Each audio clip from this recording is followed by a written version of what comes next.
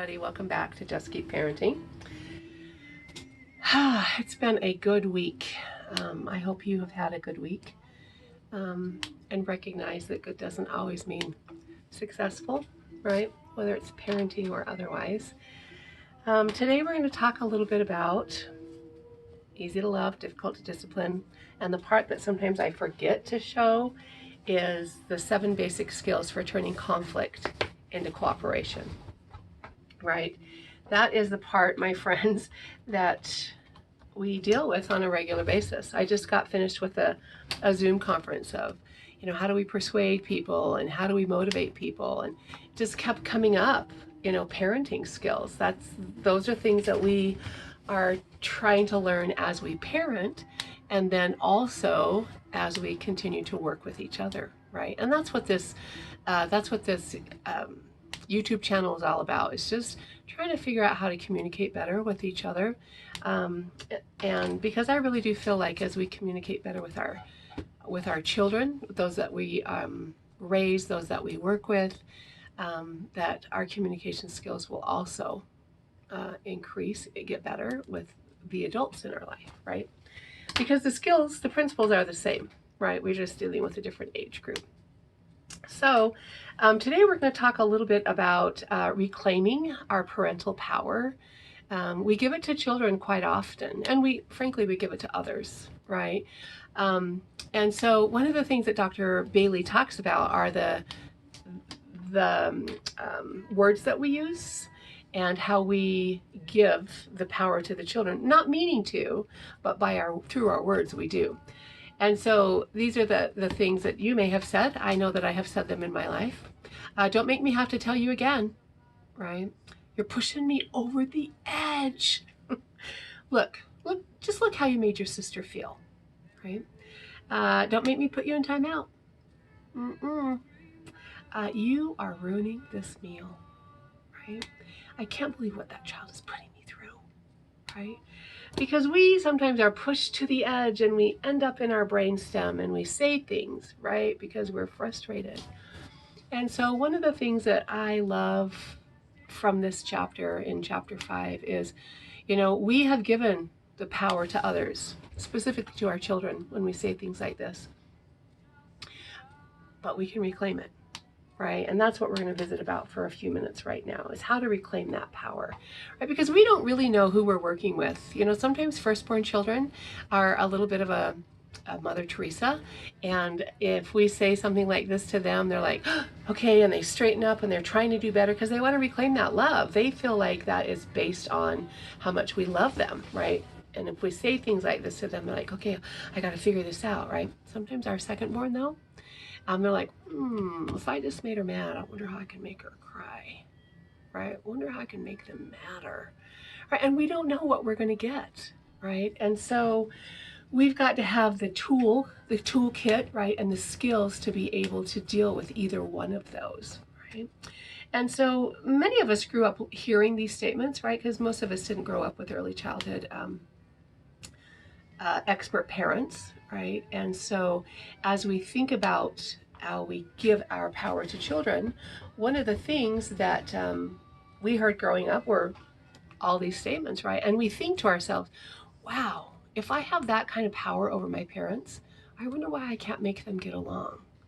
If I have that kind of power over my parents, I wonder how come I can't make everything better, right? And so we put this unwanted. That's not what we're trying to do. We're not trying to make our kids feel that way, right?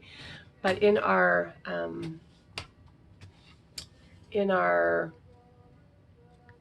I hate to call it unthinking, but sometimes we aren't thinking because we're in our brainstem, right?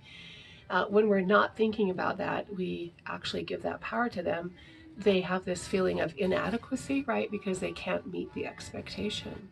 So one of the first things that we have to do, right, before we can empower our children with choices is we have to make sure that we know how to make choices, right? We have to empower ourselves.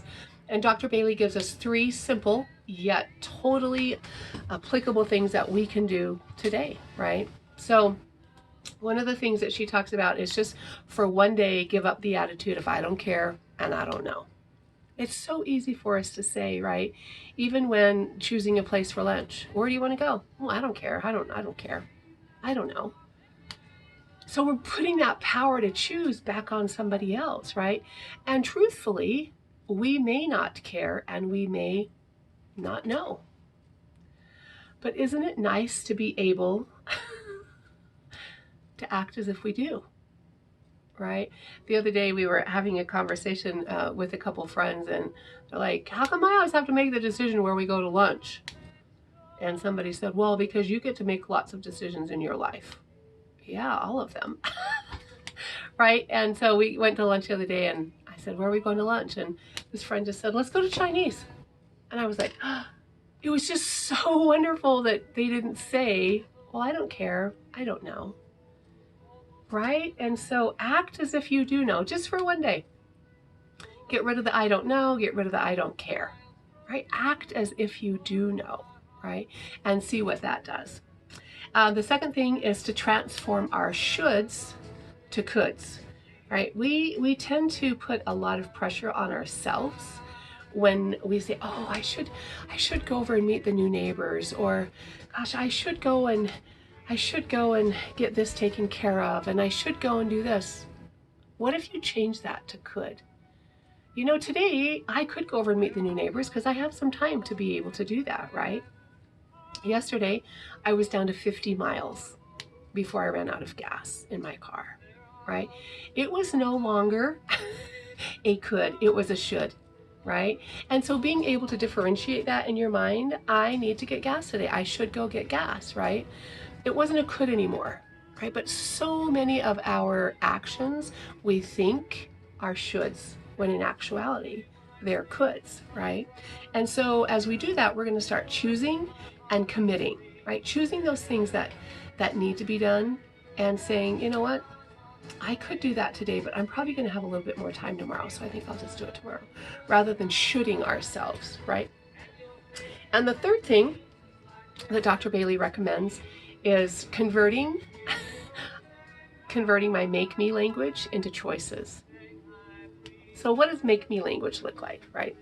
My favorite one is, you're going to make me pull over the car. You're going to make me pull over the car, right? No, that 2-year-old's not going to make you pull over the car. But if you change it to say, you know what, I'm going to pull over the car and wait until you get your seatbelt on. Do you hear the difference there?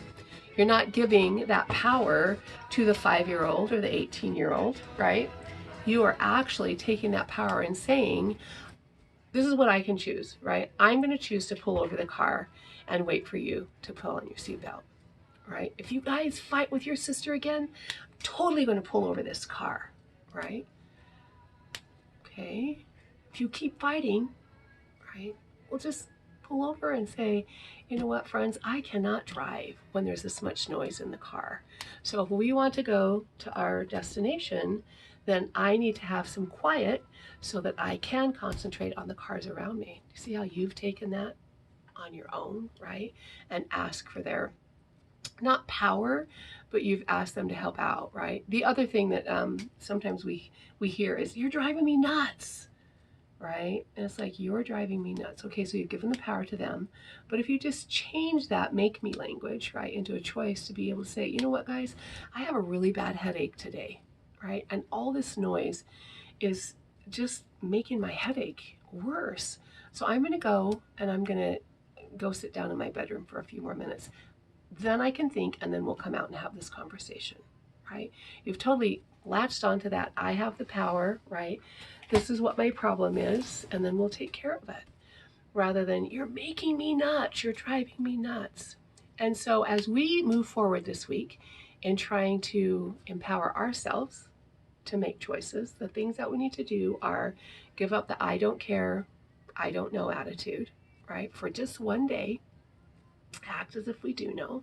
The second thing to do this week is to transform our shoulds to coulds, right? I could do this, I could do that, rather than I should.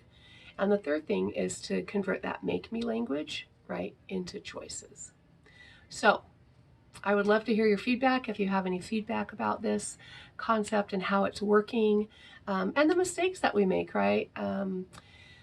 I've been doing a lot of reading about mindset, right? Carol Dweck has a great book out called Mindset, the New Psychology of Success. It's a great parenting book. So I've been doing some more research on that and just talking it through how we can not regulate ourselves, but empower. I like that word, empower ourselves into doing better, into making better choices, right? And giving ourselves the go-to to say, you know what, I screwed up today, right? But tomorrow, this is what I'm going to try to do.